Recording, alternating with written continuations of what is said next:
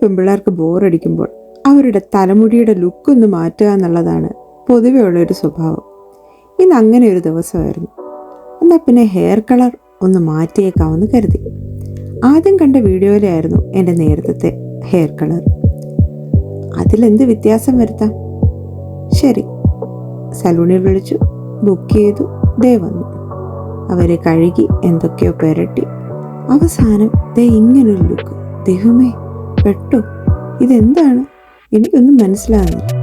പിന്നെ എല്ലാം സെറ്റ് ചെയ്ത് വന്നപ്പോൾ ഈ ഒരു ലുക്കായി. ഇതിലിപ്പോൾ എന്താ ഇത്ര വ്യത്യാസം? നേരത്തെ കളർ തന്നെയല്ലേ ഇത് എന്ന് ചോദിക്കണ്ട.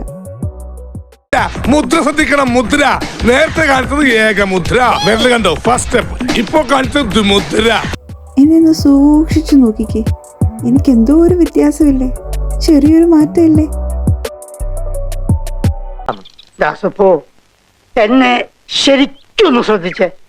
എന്റെ പെരുമാറ്റത്തില് എന്തെങ്കിലും പന്തികളുണ്ടോന്ന് ഒന്ന് നോക്കിക്കേ. ചേട്ടാ ചേട്ടാ കാട്ടോർമ്മൻ ചേട്ടാ,